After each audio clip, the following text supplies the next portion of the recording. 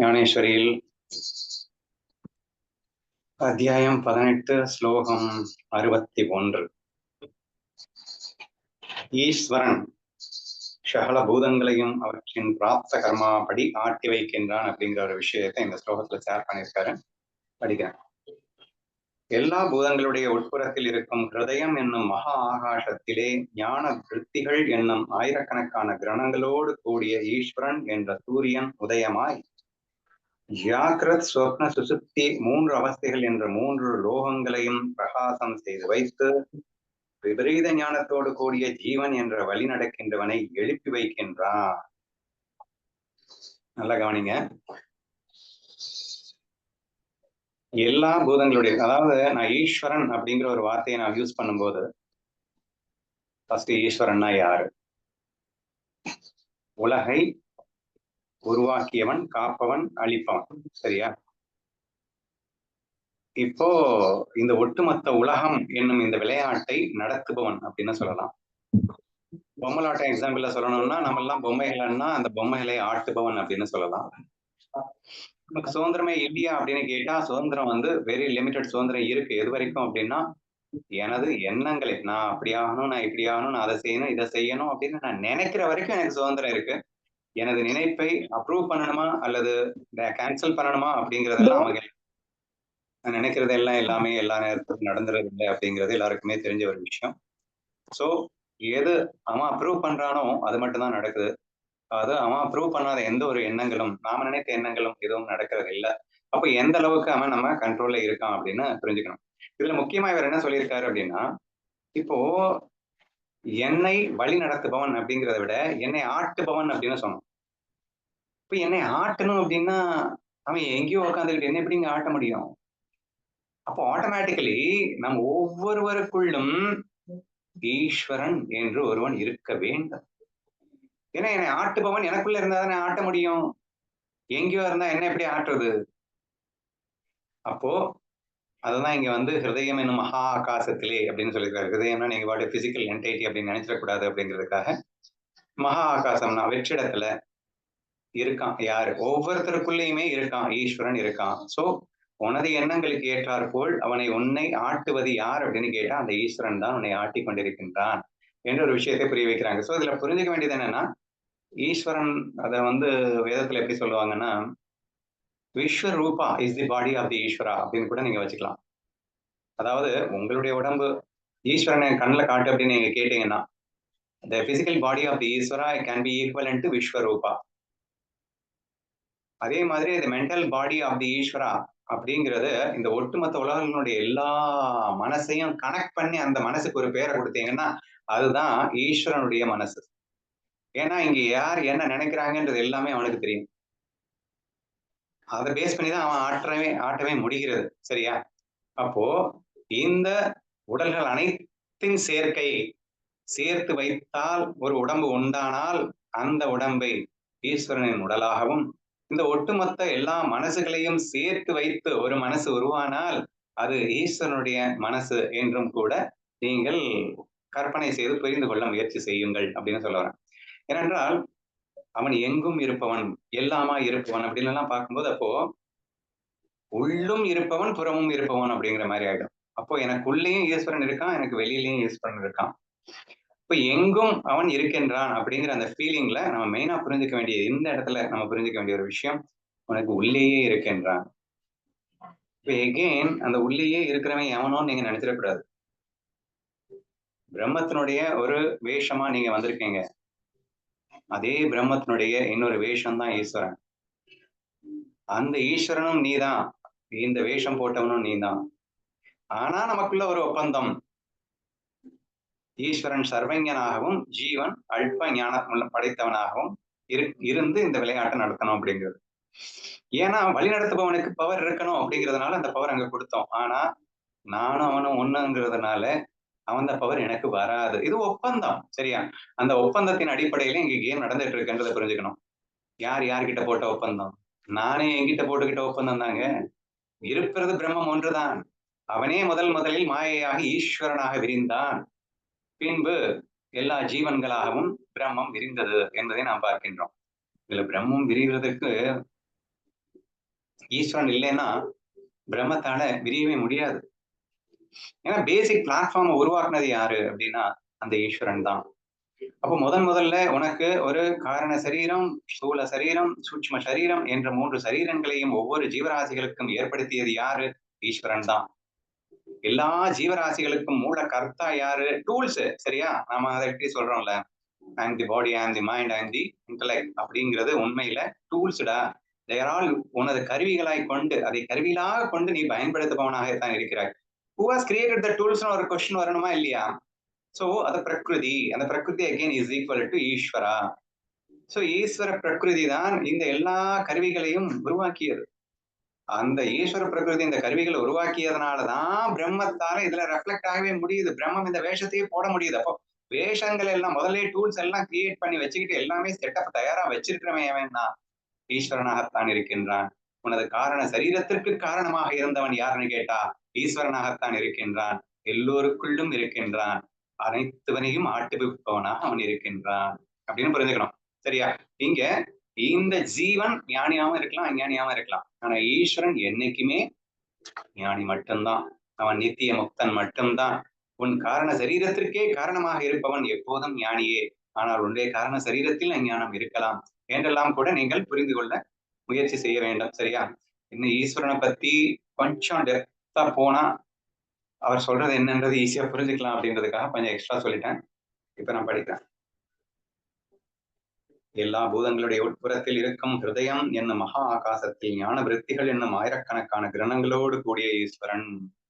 இப்ப மகா ஆகாசம்னா உள்ள ஏதோ ஒரு பிசிக்கல் ஃபார்ம்ல இருக்காருன்னு நினைச்சிடாதீங்க. ஆகாயமா இருக்காரு அப்படின்னா வெற்றிடமாக இருக்கின்றார். எங்க இருக்காரு? ஹிருதயத்துல இருக்காரு. ஹிருதயத்துலன்னா அகெயின் பிசிக்கலா நினைக்க வேண்டாம். உங்க உடம்புக்குள்ள ஒரு இடத்துல இருக்காருன்னு வச்சுக்கோங்க. எப்படி இருக்காருன்னா ஞான சூரிய கிரணங்களில் ஞான விருத்திகள்னா என்ன? முழுக்க முழுக்க ஞானியா இருக்காருன்னு அர்த்தம். நித்திய முக்தன். அதனாலதான் சொன்னேன் நான். எப்பயுமே அவர் முக்தனாகத்தான் இருக்கிறார். அப்போ உனக்குள்ள உன்னை வழிநடத்துபவன் ஒரு ஞானி, ஒரு முக்தன் உனக்குள்ளேயே என்றும் இருக்கின்றான் என்பதை புரிந்து கொள்ளுங்கள். ஞான விருத்திகள் எனும் ஆயிரக்கணக்கான கிரணங்களோடு கூடிய ஈஸ்வரன் என்ற சூரியன் உதயமாய் ஜாக்கிர, சொப்னா, சுசுப்தி ஆகிய 3 அவஸ்தைகள் என்ற 3 லோகங்களையும் பிரகாசம் செய்து வைத்து இருக்கிறதுனாலதான் இந்த எல்லாமே அனுபவங்களுமே நமக்கு வருது. இங்க ஜாக்கிரத், சொப்ன அண்ட் டீப் ஸ்லீப் இந்த 3ஐயும் 3 லோகங்களாக இங்கே அவர் பிரித்து காட்டியிருக்கிறார்.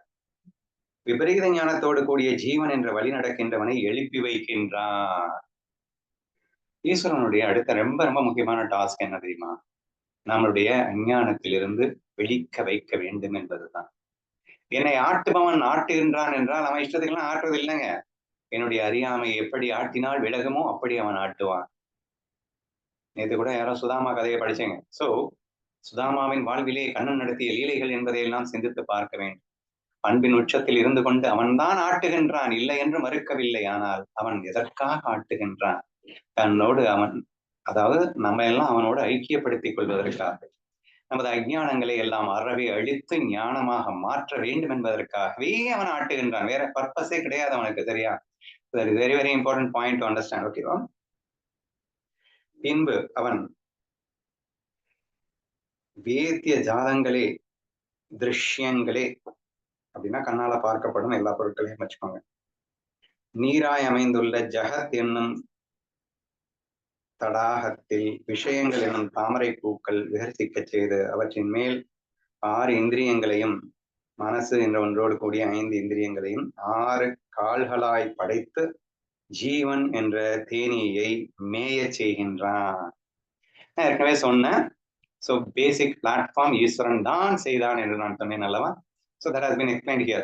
அப்போ புலன்களாகவும் புலனுகர் விஷயங்களாகவும் அவனே அமைகின்றான். எல்லா டூலாவும் அவனே அமைஞ்சாச்சு. அமைஞ்சு அதை அவன் மேய செய்கின்றான் அப்படின்னு சொன்னா இப்போ அந்த பரபிரம்மத்தினுடைய ரெஃப்ளெக்ஷன் இதுல பட்டு அந்த கேம ஸ்டார்ட் ஆகுது. இது எல்லாத்தையுமே மூல காரணம் யாரு? ஈஸ்வரன். இவன் எல்லா பேசிக் பிளாட்ஃபார்ம் ஏற்படுத்தி வைக்கல அப்படின்னா பிரம்மஸ்வரூபம் மாயையில விளையாட முடியாது. அப்ப மாயைக்கு அஸ்திவாரம் போட்டது யாரு? ஈஸ்வரன். முதலில் மாயா வருந்தது யாரு? ஈஸ்வரன். அவன் அஸ்திவாரம் போட்டு எல்லா ஜீவர்களுக்கும் செட்டப் எல்லாம் பேஸ் பண்ணி வச்சதுக்கு அப்புறம் அந்த பரபிரம்மத்தின் ஒளி இதுல படுது. அது அந்த வேஷத்துக்கு உயிர் வந்த மாதிரி இங்கே விளையாட ஆரம்பிக்கின்றது என்று நீங்கள் புரிந்து கொள்ள வேண்டும். சரியா?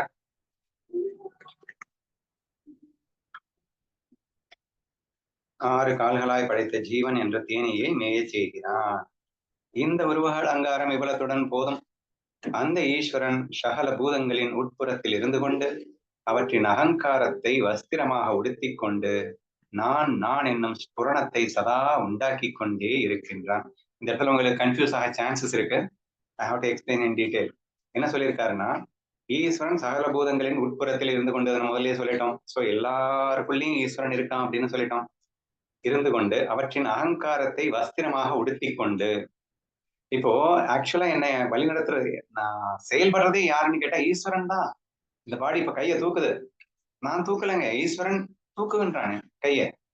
சரி, அவன் அன்றி அன்பும் அசையாதுன்ற அந்த கான்செப்ட்ல இருந்து பாத்தீங்கன்னா என்னால எதுவுமே பண்ண முடியாது. சரியா?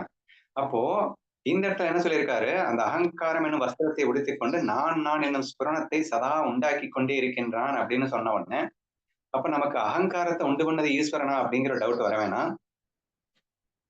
மனம், பஞ்சபூதங்கள், மனம், புத்தி, அகங்காரம் என்ற 8 விதமான ஜட பிரகிருதிகளுக்கு காரணம் யாருன்னா ஈஸ்வரன். சோ முதலில் அவன் இந்த 8யும் வந்து படைக்கிறான். அதுக்கப்புறம் தான் ஜீவனுடைய பிரம்மத்துடைய ரெஃப்ளெக்ஷன் அது மேல படுது அப்படின்னு நம்ம பாக்குறோம் இல்லையா? அப்ப அந்த 8ல ஒண்ணு அகங்காரம். சோ இப்ப ஈஸ்வரன் தான் அகங்காரத்தை கொடுத்தான் அப்படின்னா ஆமா. ஆனா புரிஞ்சுக்க வேண்டிய விஷயம் கொஞ்சம் தெளிவா இருக்கும், நல்லா புரிஞ்சுக்கோங்க. நான் என்னும் ஸ்புரணத்தை சதா உண்டாக்கி கொண்டே இருக்கின்றான் அப்படின்னா அதுக்கு அர்த்தம் என்னன்னா, இப்போ ஒரு நடிகன் பிச்சைக்கார வேஷம் போட்டுட்டான் அப்படின்னு வச்சுக்கோங்களேன். அந்த பிச்சைக்காரனே நான் அப்படின்ற அந்த வேஷத்துக்கு என்னென்ன தேவைப்படுது, தாட்ஸ் தேவைப்படுது. இந்த பிச்சைக்காரன் அப்படிங்கிறதுக்கு உண்டான ஸ்கிரிப்ட் தேவைப்படுது. எங்க போய் பிச்சை எடுத்தா கிடைக்கும் அப்படின்னு அனலைஸ் பண்ற புத்தி தேவைப்படுது. எல்லாத்தையும் விட நான் பிச்சைக்காரன்ற அந்த பேஸ் ஈகோ இருந்தாதான் செயல்படவே முடியும். நான் பிச்சை எடுக்கிறேன், நான் யாருடா நான் பிச்சைக்காரன் சொல்லணும்ல. நீ என்னடா பண்ணிட்டு இருக்க, நான் பிச்சை எடுத்துட்டு இருக்கேன், நான் பிச்சை எடுத்துட்டு இருந்தேன், நான் பிச்சைக்காரன். சோ எல்லாமே எப்படிங்க வேஷம் போடுறது?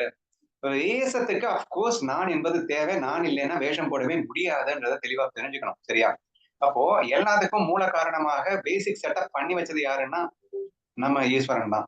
இப்ப மனம், புத்தி, அகங்காரம் என்று எல்லா பிரகிருதியும் மாயை தான், உண்மை இல்லை. அதெல்லாம் மாயைக்காக ஏற்பாடு பண்ணியது யார் அப்படின்னா ஈஸ்வரன் தான் என்பதை புரிந்து கொள்ள வேண்டும். சரியா? இப்ப பிரச்சனை என்னன்னா, பிரம்மம் அதுல உட்கார்ந்ததுக்கு அப்புறம் அது உண்மையான நம்புறதுதான் பிரச்சனையே தவிர, அத மாயைன்னு புரிஞ்சுக்கிட்டா எந்த பிரச்சனையும் இல்லை. அகங்காரம் அப்படிங்கிறது straight away not going to give a trouble. அகங்காரத்தை உண்மையான நம்புறதுதான் இதை அஞ்ஞானம்னு சொல்லணுமே தவிர, அகங்காரத்தை டைரக்டா கூட நீங்க அஞ்ஞானம்னு சொல்ல தேவையில்லை.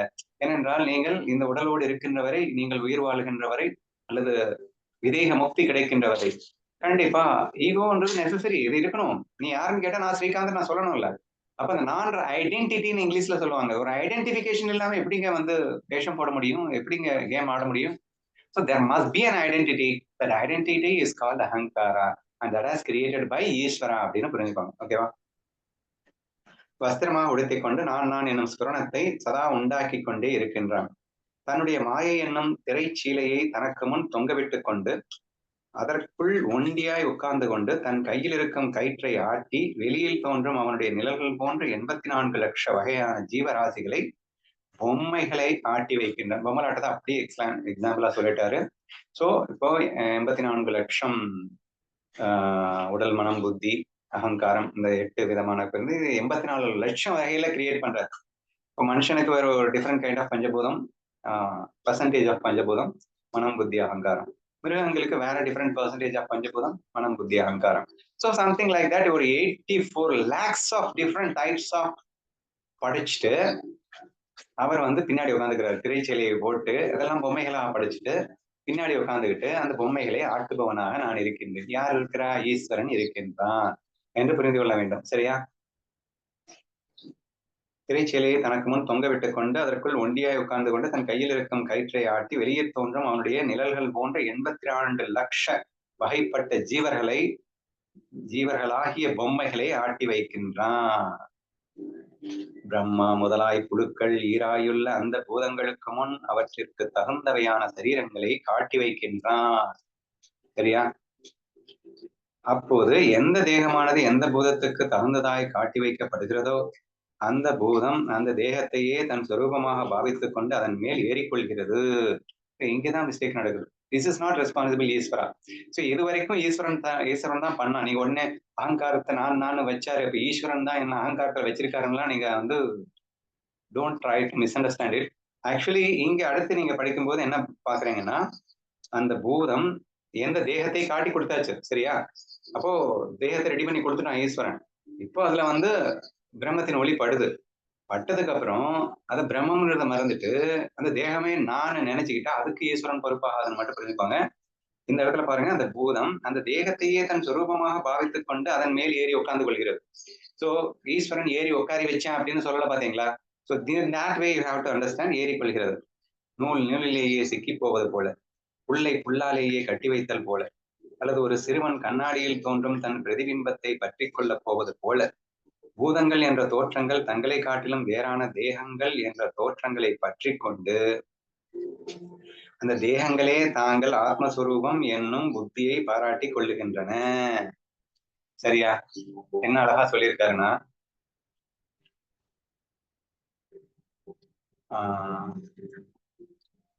ரெண்டு மூணு எக்ஸாம்பிள். நூலிலேயே சிக்கி போவது போல, புல்லாலேயே கட்டி வைத்தல் போல. சரி, என்ன எக்ஸாம்பிள் சொல்லப்படுகிறதுன்னா, ஃபர்ஸ்ட் ஈஸ்வரன் யாரு? பிரம்மம். பிரம்மன் தான் ஈஸ்வரனா வந்தது. அந்த ஈஸ்வரன் தான் மாயையாக 84 லட்சம் பேசிக் பிளாட்ஃபார்மை வந்து கிரியேட் பண்ணது யாரு? ஈஸ்வரன். ஈஸ்வரன் அப்படின்னா என்ன அர்த்தம்? பிரம்மம் தான்.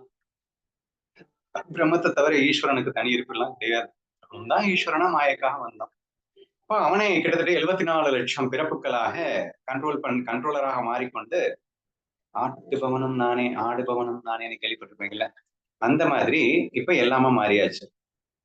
இப்ப எல்லாமே மாறுற யார் மாறி இருக்காங்க? பிரம்மன் தானே. பிரம்மன் தான் ஈஸ்வரனாவும் மாறி இருக்கு. பிரம்மன் தான் இப்ப எல்லா 84 லட்சம் ஜீவன்களாகவும் மாறி இருக்கு. இதுல எதுவும் டவுட் இல்லை இல்ல? அப்போ இருக்கிறது ஒன்னே ஒண்ணு, அது பிரம்மம், அது ஈஸ்வரனா மாறிச்சு. அதுக்கப்புறம் மாயைக்காக விளையாட்டுக்காக 84 லட்சம் ஜீவ ராசிகளாக வந்தது. இது எல்லாம் யாருன்னா அந்த பிரம்மன் தான். அந்த பிரம்மம் இந்த ஜீவனுக்குள் புகுந்த பிறகு அந்த ஜீவனே நான் என்று நினைத்து கொண்டதுன்னு எக்ஸ்ட்ரா பாயிண்ட் தான் இங்க மெயினா அஞ்ஞானத்துக்கு வேறா காட்டியிருக்காரு. சோ இதுக்கு எக்ஸாம்பிள் வந்து நூலிலேயே சிக்கி போவது போல, புல்லை புல்லாலேயே கட்டி வைத்தல் போல. ஆக்சுவலா இந்த உடல் மனம் புத்தி அகங்காரம் ஈஸ்வரன் எல்லாம் யாரு? பிரம்மம். இப்போ இதுக்குள்ள எது சிக்கிச்சு? பிரம்மம். பிரம்மம் பிரம்மத்துக்குள் சிக்கியது அப்படிங்கிற மாதிரி இருக்கு. இதெல்லாம் வெறும் தோற்றம் மாத்திரம், உண்மை கிடையாதுங்க. சோ விளையாட்டுக்காக இப்படி ஒரு தோற்றம் நிகழ்கிறது அப்படின்னு புரிஞ்சுக்கோங்க, சரியா? அப்போ இந்த எக்ஸாம்பிள நீங்க புரிஞ்சுக்க வேண்டியதுதான். கண்ணின் பொறை கண்ணையே மூடிவிடுவது போலன்னு அழகா 7வது அத்தியாயத்துல சொல்லியிருப்பாரு. கிட்டத்தட்ட இங்க 18வது அத்தியாயத்துல இந்த அழகான எக்ஸாம்பிள சொல்லியிருக்காங்க. நூலிலேயே சிக்கி போவது போல, புல்லை புல்லாலேயே கட்டி வைத்தல் போல, ஒரு சிறுவன் கண்ணாடியில் தோன்றும் தன் பிரதிபிம்பத்தை பற்றி கொள்வது போல, பூதங்கள் என்ற தோற்றங்கள் தங்களை காட்டிலும் வேறான தேகங்கள் என்ற தோற்றங்களோடு பற்றி. அப்போ பூதங்கள்லாம் யாரு? பிரம்மன் தான். அந்த பூதங்கள் தங்களை காட்டிலும் வேறான தேகங்கள் என்று தங்களை காட்டிலும் வேற இல்லை. ஏன்னா அங்க பிரம்ம தவிர எதுவுமே இல்லை. ஆனால் தேகங்களை வேற நினைச்சுக்கிட்டு அதை பற்றி கொண்டு அந்த தேகங்களே தங்கள் ஆத்மஸ்வரூபம் என்னும் புத்தியை பாராட்டிக் கொள்ளுகின்றன. அந்த வேஷத்தையே நான் என்று நினைத்துக் கொள்ளுகின்றன. எது நினைச்சது? பிரம்மன் தான் நினைச்சது. பிரம்மன் தான் நினைச்சது அப்படின்னா உடனே பிரம்மமே நினைச்சது நினைச்சிருக்காது. பிரம்மத்தினுடைய ஒரு மைக்ரோ கான்சியஸ்னஸ் இதுல பட்டு அது அப்படி நினைத்து கொண்டது அப்படின்னு புரிஞ்சுக்கணும். அது கூட வந்து ரொம்ப டீப் ஹையர் நாலேஜுக்கு போகும்போது இல்லைன்னு சொல்லுவோம். பட் பேசிக்கலி புரிஞ்சுக்கிறதுக்கு அந்த பரபிரம்மத்தினுடைய ஒரு சிறு துளி இங்கே தேகம் என்று நினைத்தது அப்படின்னு சொன்னா தப்பில்லை. பிகினிங்ல அண்டர்ஸ்டாண்ட் பண்ணிக்கிறதுக்கு, ஓகேவா? அந்த தேகங்களே தங்கள் ஆத்மஸ்வரூபம் என்ன புத்தியை பாராட்டிக் கொள்கின்றன. இப்படி அந்த ஈஸ்வரன் சரீரங்கள் என்ற எந்திரங்களின் மேல் பூதங்களை ஏற்றி வைத்து பூர்வ கர்மங்கள் என்னும் கயிற்றை பிடித்து ஆட்டுகின்றான். அப்போது எந்த பூதத்தில் எந்த பிராப்த கர்மம் என்ற கயிறு ஆடத் தொடங்குகிறதோ அதன் ஆட்டத்திற்கு தகுந்தபடி அந்த பூதம் வேறு வேறு கதிகளை அடைகிறது. இப்ப கண்ட்ரோல் ஆஸ்பெக்டுக்கு வந்துட்டாரு. சோ இப்ப பூதம் தன்னை தப்பா புரிஞ்சுக்கிச்சு, நான் வேற எல்லாம் வேற அப்படின்னு நினைச்சுக்கிச்சு, பூத உடம்புல போய் லாக் ஆயிடுச்சு. இப்ப இப்ப லா காணதுக்கு அப்புறமா அதுக்கு என்ன ஒரே ஒரு சுதந்திரம் இருக்குன்னா, அது நான் என்ன செய்யணும்னு திங்க் பண்ணலாம். என் கை மேல போகணும் அப்படின்னு நான் திங்க் பண்ணலாம். பட் அந்த திங்கிங்க்கு பேஸ் பண்ணி ஈஸ்வரன் தான் ஆட்டுவான்னு சொல்லியிருந்தோம். அன்பார்ச்சுனேட்லி லவ் மிஸ் ஆயிடும். ஏன்னா நான் வேற நீ வேறன்னு பார்த்துட்டேன். மாயை உண்மை நம்பிட்டேன். லைக்ஸ் அண்ட் டிஸ்லைக்ஸ் வந்துடும். ஈகோ நிஜமா ஆயிடும். பொய் ஈகோ என்னவாயிடும், உண்மை ஈகோவா மாறிடும். அப்போ இந்த மாறி நடக்கும் போது இதை முழுமையாக கட்டுப்படுத்துபவனாக ஈஸ்வரன் வந்து விடுகிறான். இப்ப கர்ம வினை வந்துடும். கர்ம பலத்தை கொடுப்பவனாக ஈஸ்வரன் வந்து விடுகின்றான். அவனுடைய பிராப்த கர்மாவுக்கு ஏற்ப இவன் ஆட்டத் துவங்குகின்றான் அப்படின்னு புரிஞ்சுப்பாங்க. அப்போது எந்த பூதத்தின் எந்த பிராப்த கர்மம் என்ற கயிறு ஆட்டத் தொடங்குகிறதோ அதன் ஆட்டத்தை தகுந்தபடி அந்த பூதம் வேறு வேறு கதிகளை அடைகிறது. அந்த பிராப்த கர்மாப்படி இவன் ஆடுறான். சோ இவன் ஆட்டத்துக்கு ஏத்த மாதிரி அவன் என்ன ஏழையாவோ பணக்காரனாவோ கதி அடைகிறதுன்னு என்ன. So what ever the aspect you are now அப்படின்றது உங்களுடைய பிராப்த கர்மாவினால தீர்மானிக்கப்படுகிறது. ஆனா நடத்துறது ஈஸ்வரன் என்று புரிந்து கொள்ள முயற்சி செய்யுங்கள். I will continue tomorrow.